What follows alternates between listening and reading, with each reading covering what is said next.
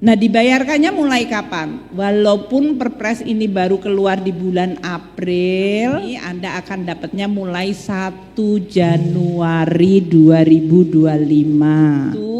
Kami sudah menghitung dampak anggarannya. Ini berarti mereka dapat 14 bulan. Kok 14 bulan? Karena 12 bulan Januari sampai Desember plus THR plus gaji 13. Jadi mereka untuk ini adalah akan sama, dapat THR-nya dan gaji ke-13-nya.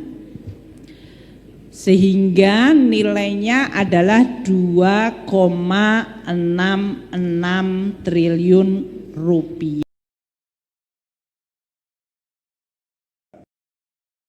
Tahun-tahun lalu ini adalah bisa dilihat 325,7 triliun untuk belanja KL telah dibelanjakan, dan untuk belanja non-KL-nya 368,5 triliun. Nanti akan saya tunjukkan bahwa di bulan Mei terjadi percepatan belanja barang dan belanja modal dibandingkan bulan-bulan sebelumnya. Nah, kalau mungkin bulan-bulan yang lalu saya sempat menyampaikan ada bulan-bulan di mana yang terjadi adalah percepatan dalam belanja perlindungan sosial atau belanja bansos. Jadi setiap bulan gerak APBN itu amat tergantung kepada jenis belanja, dan ada bulan-bulan tertentu di mana belanja bantuan sosialnya memang sudah terlaksana, lalu kemudian ada yang karena ada belanja bantuan sosial yang disalurkan dalam 3 bulanan, ada yang disalurkan dalam bulanan, dan seterusnya. Kita lihat sekarang yang belanja KL. Belanja kementerian dan lembaga telah dibelanjakan 325,7 triliun, 28,1% dari pagu APBN. Kalau komponen belanja pegawai, kita bisa lihat dia relatively on track, karena ini adalah belanja yang dibayarkan bulanan. Jadi kalau dilihat sebelah kiri atas, antara Januari sampai April telah dibelanjakan 102 triliun, bulan Mei-nya dibelanjakan hampir 22 triliun. Berarti ya memang belanja gaji karena dibayar bulanan, maka tiap bulan dia kira-kira sekitar 20 sampai dengan 22 sampai 23 triliun. Nah, kalau kita lihat dibandingkan tahun lalu, belanja gaji itu meningkat, itu yang titik-titik warna hijau yang di bawah, meningkat kira-kira 5% karena ada kenaikan beberapa tunjangan kinerja di beberapa kementerian, ada kenaikan pembayaran tunjangan pendidik, non-PNS, dan juga pembayaran gaji dan tunjangan PPPK yang tentu tiap tahunnya bergerak. Untuk belanja bantuan sosial yang sebelah kanan bisa dilihat bahwa sejumlah belanja belum terrealisir karena memang belanjanya ada yang sifatnya itu 3 bulanan. Jadi mungkin di bulan Maret sama April kemarin telah dibelanjakan, bulan Mei belum ada belanjanya lagi, tapi bulan Juni akan direalisasikan. Ini termasuk adalah belanja bantuan sosial yang sedang diselaraskan datanya dengan data tunggal sosial ekonomi nasional. Kita telah mengecek juga kepada teman-teman di Kementerian Sosial, maka sisa penyaluran bantuan sosial berupa kartu sembako maupun PKH Triwulan 2 2025 akan diselesaikan di bulan Juni ini. Jadi mungkin memang belum terekam di bulan Mei yang lalu. Dan juga percepatan penyaluran bansos, teman-teman di Kementerian Sosial bekerja sama dengan Himbara kita. Nah, khusus terkait dengan belanja pegawai ini, ingin kami menyampaikan bahwa pada bulan ini pemerintah telah melakukan alokasi gaji ke-13 dan telah mulai membayarkan. Gaji ke-13 bagi ASN pusat dan ASN daerah. Kalau ASN pusat itu berarti PNS, PPPK, TNI, dan Polri, dan juga ASN daerah dialokasikan 49,4 triliun rupiah dan sudah direalisasikan sampai dengan saat ini sebesar 32,8 triliun rupiah. Kalau kita lihat komponennya untuk gaji ke-13 ASN pusat, jumlah pegawainya 1.997.777 pegawai, yang telah disalurkan nominalnya adalah 14,05 triliun rupiah, dan ini sudah semuanya disalurkan, artinya progresnya sudah 100%.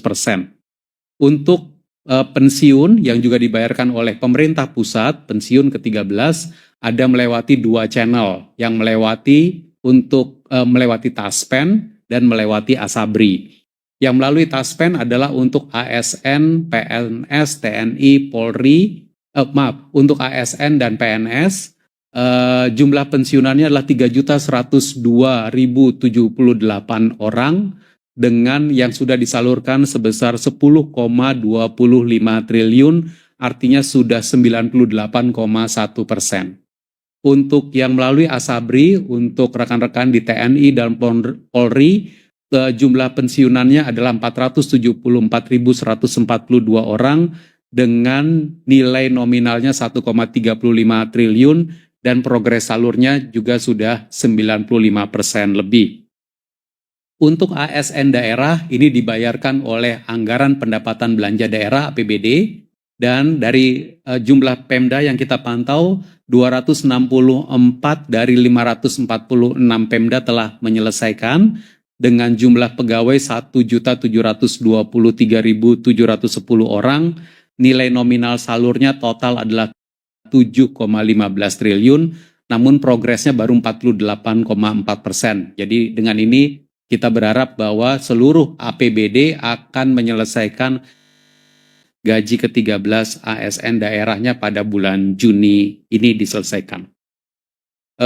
Teman-teman media semua, berikutnya untuk belanja komponen lain dari belanja kementerian dan lembaga adalah belanja modal dan belanja barang. Ini yang tadi saya katakan ada percepatan belanja modal dan belanja barang di bulan Mei.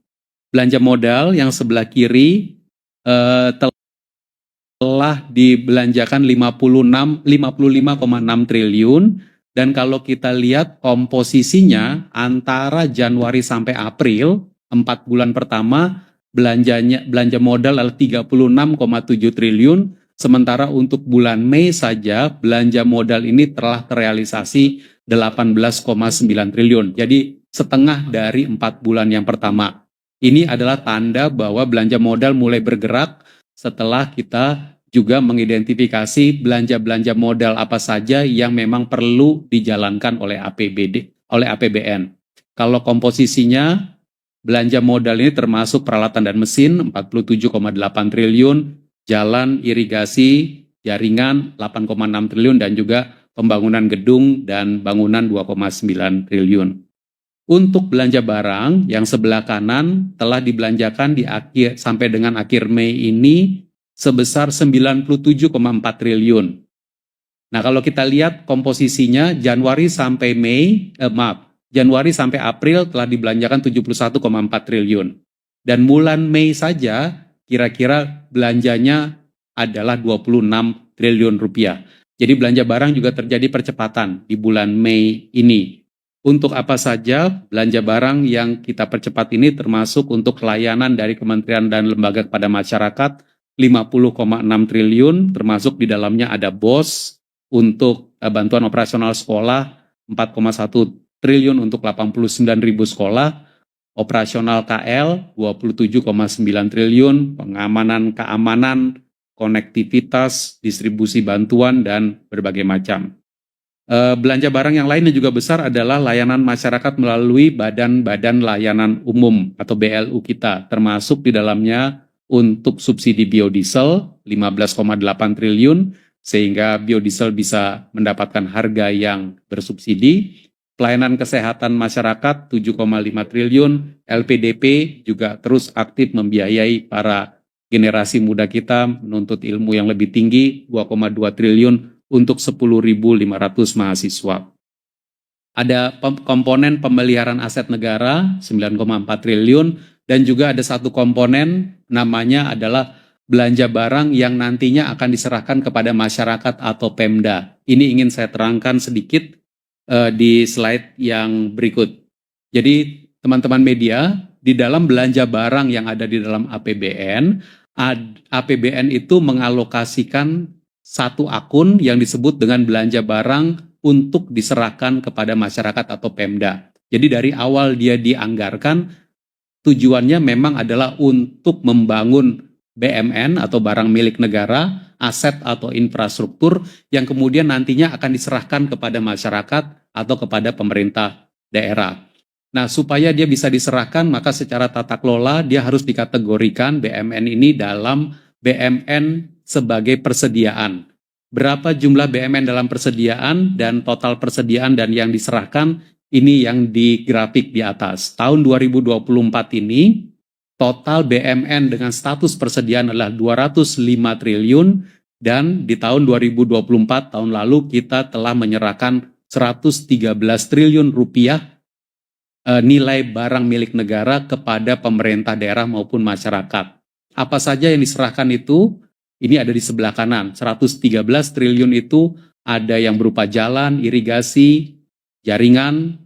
Kalau teman-teman media ingat, beberapa tahun lalu kita memiliki Inpres jalan daerah. Karena Inpres jalan daerah itu adalah membangun jalan daerah, jalan provinsi, jalan kabupaten, jalan kota, maka ketika dia selesai, maka diserahkan kepada Pemda untuk terus digunakan dan dirawat. Jalan, irigasi, dan jaringan yang diserahkan kepada Pemda itu nilainya tahun lalu adalah 59,5 triliun. Tanah dan bangunan 19,3 triliun dan berbagai macam kategori barang milik BMN yang diserahkan kepada masyarakat dan Pemda ada di sebelah kanan. Totalnya adalah 113 triliun di tahun 2024. Nah, tahun 2025 ini nanti akan ada dan kami akan mulai menyampaikan juga kepada media di waktu-waktu yang akan datang secara reguler. Berikutnya jenis belanja barang yang dapat kami laporkan adalah belanja non-KL. Kalau tadi adalah total belanja KL, total belanja non-KL yang telah dikeluarkan adalah 368,5 triliun rupiah, dan dua yang selalu kita laporkan secara rutin adalah pembayaran pensiun. Saat ini sudah dibayarkan 82,7 triliun rupiah ini dan kemudian juga pembayaran subsidi. Tadi pensiun juga termasuk yang pensiun ke-13. Kalau subsidi di sebelah kanan bisa dilihat bahwa total yang sudah dibayarkan adalah 66,1 triliun rupiah dan ini tidak lepas dari kondisi yang tadi disampaikan ICP Indonesia itu mengalami penurunan. Karena itu nilai subsidi secara nominal menjadi 66,1 triliun, terutama ini adalah subsidi untuk LPG, subsidi untuk BBM, dan juga subsidi untuk listrik. Namun kalau kita lihat berapa volume dari barang-barang bersubsidi yang disuplai, dikonsumsi oleh masyarakat, kita lihat bahwa volumenya hampir semuanya meningkat. BBM itu volumenya meningkat 4,3%. LPG 3 kg, volumenya itu meningkat 3,5%. Listrik, itu volumenya juga meningkat 4%. Bahkan pupuk, itu volumenya meningkat 27,2% yang disuplai kepada masyarakat. Namun dengan ICP yang tadi turun, maka nilai subsidi yang saat ini telah dibayarkan itu 66,1 triliun, lebih rendah dibandingkan yang tahun lalu 77,8 triliun. Teman-teman media semua, selain untuk memberikan gaji ke-13, belanja non-KL, pembayaran pensiun, dan subsidi, tadi Bu Menteri juga menguraikan bahwa APBN terus mendukung kegiatan ekonomi masyarakat dan mendukung stabilitas harga. Dan pada triwulan 2 ini telah diumumkan bahwa akan ada paket stimulus ekonomi yang juga nanti akan dibiayai dari APBN. Ada yang berupa diskon transportasi, diskon tiket kereta, tiket pesawat berupa PPN-nya ditanggung pemerintah, ada diskon tiket angkutan laut, dan ini nilainya keseluruhan nanti akan mencapai 0,94 triliun. Diskon tarif tol juga akan dilakukan dan nilainya 0,65 triliun. Nanti secara detail realisasinya akan kita sampaikan kepada media sambil dia jalan. Penebalan bansos juga sudah mulai dilakukan untuk bulan Juni dan Juli. Bulan Juni ini sudah mulai dilakukan, dan bantuan subsidi upah serta pembayaran perpanjangan diskon iuran IKK ini juga akan keluar dari APBN maupun non-APBN. Total alokasinya adalah 24,44 triliun yang 23,6 triliunnya berasal dari APBN. Ini nanti kita akan laporkan. Nanti maka komponen harga kita berharap bahwa akan stabil, bahkan kemudian bisa menjumbang kepada penurunan inflasi. Belanja APBN juga kita akan sampaikan beberapa belanja APBN yang memang selalu kita perhatikan sebagai program prioritas. Mungkin pertama makan bergizi gratis yang dari waktu ke waktu kami laporkan. Per tanggal 12 Juni telah dibelanjakan realisasi belanja Badan Gizi Nasional adalah 4,4 triliun rupiah. Kalau kita lihat realisasi akhir bulan Mei-nya 3,3. Sampai setengah bulan kira-kira nambah 1,1.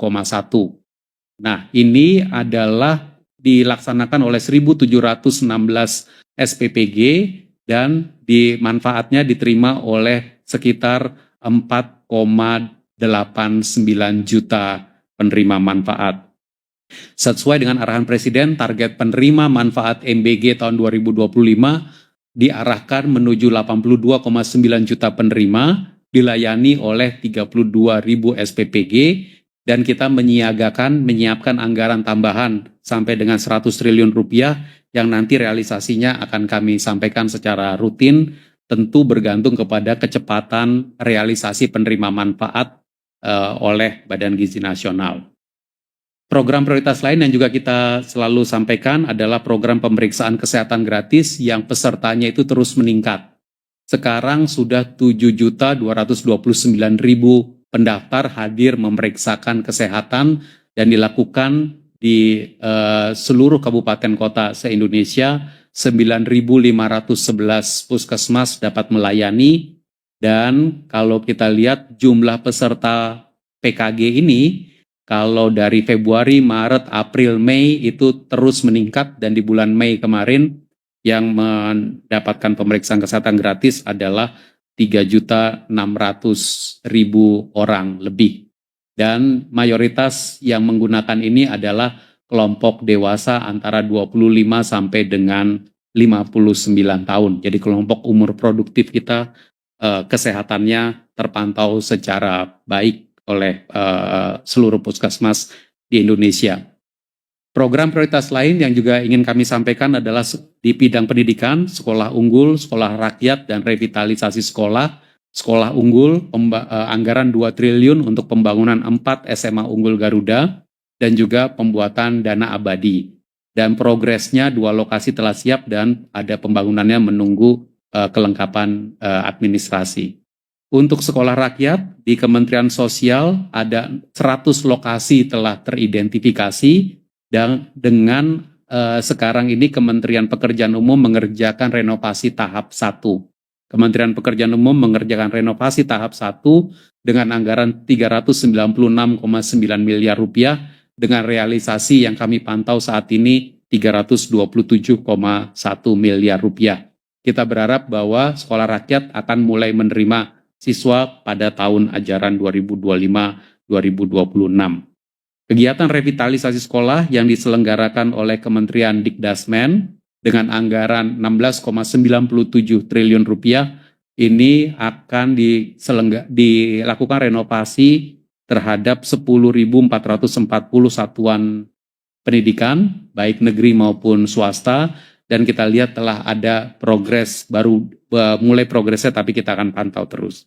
Kementerian PU juga melakukan revitalisasi sekolah khususnya untuk revitalisasi madrasah dengan anggaran 2,52 triliun dengan targetnya 2.120 madrasah di seluruh Indonesia.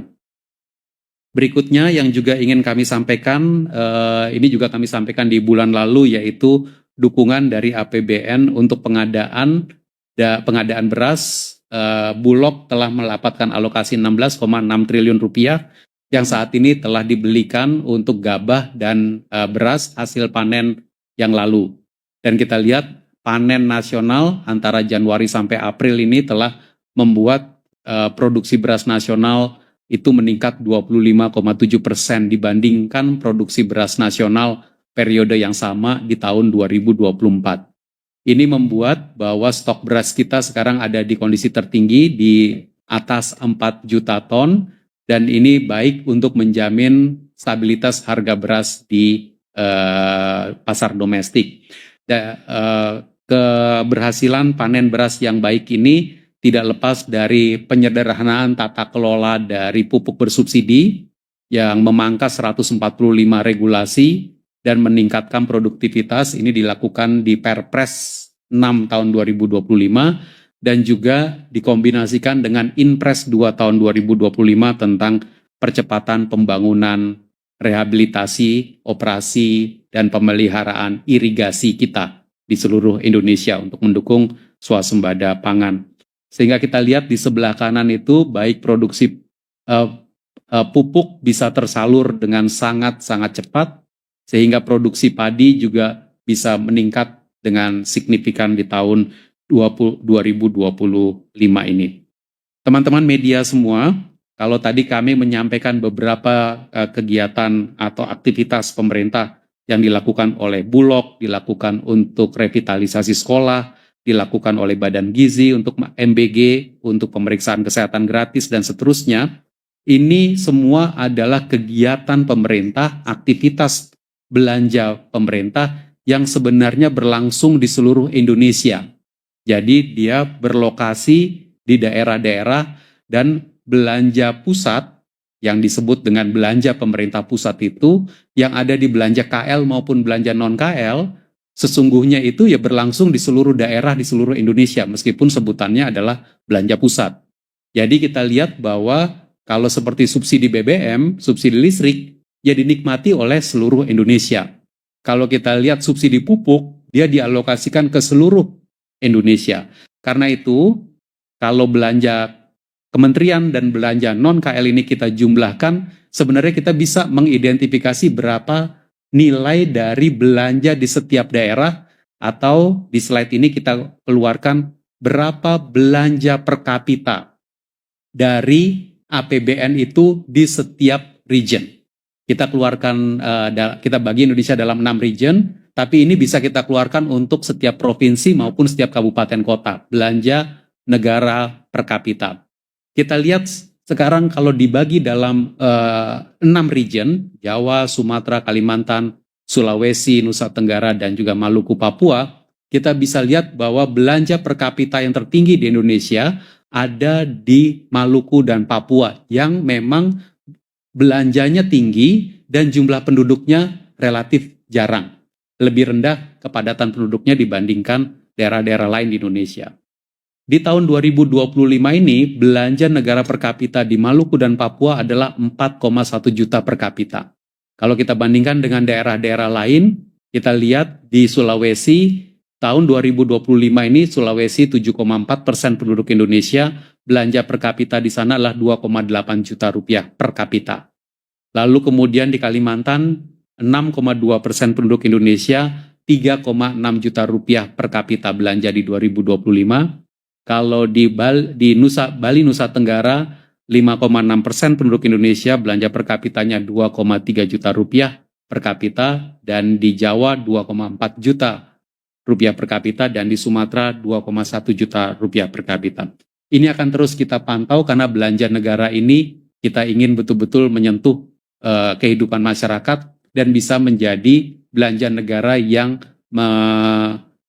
membuat ekualisasi pembangunan di seluruh Indonesia juga. Nah, tidak lepas dari belanja negara ini adalah transfer ke daerah. Jadi sekarang kalau saya masuk ke transfer ke daerah, pada akhir Mei telah dibelanjakan transfer ke daerah sebesar 322 triliun rupiah yang adalah 35% dari total transfer yang di pagu APBN 2025. Transfer ke daerah digunakan untuk mendukung penyelenggaraan pemerintahan dan layanan publik di daerah, termasuk yang tadi yang kita lihat di dalam peta tersebut, termasuk di dalamnya adalah transfer ke daerah tersebut. Kalau kita lihat per jenis transfer, maka kita lihat di slide sebelah kanan itu, dana bagi hasil terjadi peningkatan yang telah ditransfer dari 45,1 triliun menjadi 49 triliun tahun ini, karena memang pagunya lebih besar dan ini digunakan untuk mendukung penyediaan layanan publik. DAU juga terjadi peningkatan transfer tahun ini dibandingkan tahun lalu, 186,3 triliun tahun lalu di akhir Mei, tahun ini 189,6 triliun. Syarat salur lebih dipenuhi dan karena itu terjadi juga peningkatan percepatan transfer DAU. Kalau DAK non fisik ini ada beberapa yang masih menunggu validasi, terutama dalam konteks tunjangan profesi guru. Setelah ini slide-nya akan saya sampaikan. Dan kalau belanja-belanja yang lain juga masih menunggu beberapa syarat salur. Yang terkait dengan tunjangan penyaluran langsung tunjangan guru yang telah beberapa kali preskon kami sampaikan, dapat kami update bahwa saat ini dengan diberikan langsung kepada rekening guru, kita mendapatkan berbagai macam apresiasi karena para guru kita benar-benar merasa rekeningnya langsung terisi dari APBN. Dan kita berharap bahwa ini akan terus kita lanjutkan. Untuk penyaluran tahap 1, total salur sampai dengan Juni adalah 16,71 triliun rupiah kepada 1,44 juta guru di seluruh Indonesia. Ini adalah telah sampai ke rekening para guru ini dan mereka akan mulai menerima penyaluran tahap 2 yang dimulai pada bulan Juni ini. Jadi tahap 1 adalah antara Maret sampai Mei, tahap 2 dimulai pada bulan Juni ini. Secara bertahap 1,44 juta guru ini akan mulai menerima transfer dari tunjangan langsung guru ASN daerah. Dan nanti kita akan tetap laporkan supaya ini menjadi perhatian dari seluruh daerah bahwa seluruh guru ASN daerah tetap mendapatkan tunjangan langsung guru dari APBN di pusat. Saya rasa demikian beberapa highlight dari belanja negara dan berikutnya kami kembalikan ke Bu Menteri. Terima kasih Bu Menteri. Terima kasih Pak Sua. Tadi sudah sangat detail ya mengenai belanja negara baik yang pusat, bendara umum maupun transfer dan beberapa terutama yang mendukung program-program prioritas nasional. Nah sekarang tentu masih ada banyak PR yang harus kita selesaikan di sisi belanja ini. Di sisi pendapatan negara, Pak Anggito akan menjelaskan cukup detail komposisi dan perkembangan pendapatan negara. Silakan Pak Anggito. Terima kasih Bu Menteri Keuangan, rekan-rekan media yang saya hormati dan saya banggakan, Pak Wamen, para eselon 1. Baik teman-teman semuanya, kita seperti biasa akan menyampaikan pendapatan negara yang terdiri dari penerimaan pajak, bea cukai, dan penerimaan negara bukan pajak. Seperti biasa juga, kami selalu menyajikan penerimaan pajak dari sisi bruto dan neto. Ya. Jadi bruto itu menggambarkan kondisi perekonomian, kemudian neto itu adalah bruto dikurangi restitusi yang merupakan kewajiban pada waktu jatuh tempo. Jadi neto memang tidak bisa dijadikan pedoman mengenai kondisi ekonomi saat ini. Nah, yang bruto coba dilihat di atas bahwa bulan Mei positif terhadap Mei 2024. Jadi seperti yang sudah kami sampaikan beberapa kali, Januari Februari ada koreksi dari beberapa kebijakan, kemudian mengalami normalisasi di bulan Maret, April, dan sedikit mengalami perlambatan di bulan Mei, namun secara bruto dia masih positif. Memang di netonya ada negatif karena ada kewajiban restitusi yang jatuh tempo. Lanjut. Berikutnya ini untuk bruto seperti biasa juga kami menyampaikan time series 2022, 2023, 2024 karena kalau kita lihat penerimaan pajak itu siklusnya mirip ya. Jadi Maret, April itu mengalami puncak, kemudian Mei sedikit menurun. Jadi ini adalah siklus yang saya ingin gambarkan. Kalau Anda lihat perbandingan Maret rata-ratanya 186, kemudian 2022 186, 2023 201 karena waktu itu harga-harga komoditi meningkat, kemudian 2024 189, kemudian 2025 199. Jadi secara siklus mirip dan secara kecenderungan bruto itu tumbuh kurang lebih 5,2%. Nah, secara Mei to Mei juga masih tumbuh. Ada beberapa kejadian yang bisa kami jelaskan mengenai peningkatan angsuran dari PPh Badan, misalnya di bulan Mei ini sudah lewat dari masa PPh tahunan, tadi angsurannya juga masih meningkat. Juga ada peningkatan PPh 26 yang seharusnya tahun lalu dibayar bulan Mei, tapi sekarang April, untuk tahun ini dibayar di bulan Mei, sehingga ada peningkatan dari sisi pembayaran angsuran PPh Badan. Nah, kalau kita lihat sektor-sektor yang tumbuh, perbankan, listrik, pertambangan, industri minyak kelapa sawit, dan pengolahan tembakau. Nah, jadi inilah kurang lebih gambaran yang selalu kami sampaikan secara konsisten supaya teman-teman media mulai paham ya cara kami menyampaikan baik itu pendekatan bruto maupun neto. Lanjut. Nah, ini juga selalu kami sampaikan PPh 21 ini yang menunjukkan denyut dari perekonomian kita, meskipun saya selalu menyampaikan mohon lebih hati-hati untuk menyampaikan analisisnya karena di Januari Februari kita normalisasikan ya karena ada kebijakan TER yang kita lakukan. Nah, bulan Mei ini juga ada sedikit koreksi dari pergeseran pembayaran bonus di sektor keuangan khususnya yang akan dibayarkan di bulan berikutnya. Jadi sekali lagi ada beberapa alasan untuk menjelaskan kenapa kejadiannya seperti sekarang ini itu bukan kondisi fundamental tetapi karena ada pergeseran pembayaran yang belum terjadi, yang tahun lalu terjadi di bulan Mei tapi sekarang akan digeser di bulan Juni. Nah, ini kemudian yang kedua, kalau kita lihat dari sisi normalisasi dengan TER, maka akumulasi Januari Mei PPh 21 masih tumbuh 1,1%. Kemudian kita masuk di PPN, ini juga menunjukkan kondisi perekonomian. Ini juga ada beberapa hal yang perlu saya sampaikan. Kalau kita bandingkan Mei 2024 dengan Mei 2025 itu ada pergeseran pembayaran PPN di sektor migas. Jadi kalau kita lihat kenapa Mei 2025 itu turun karena semata-mata ada pergeseran pembayaran. Jadi ini akan dibayar di bulan Juni, nanti mudah-mudahan Juni akan normal kembali. Jadi mungkin teman-teman sudah harus melihat mana yang kondisi fundamental, mana yang kondisi likuiditas ya, dari sisi perekonomian.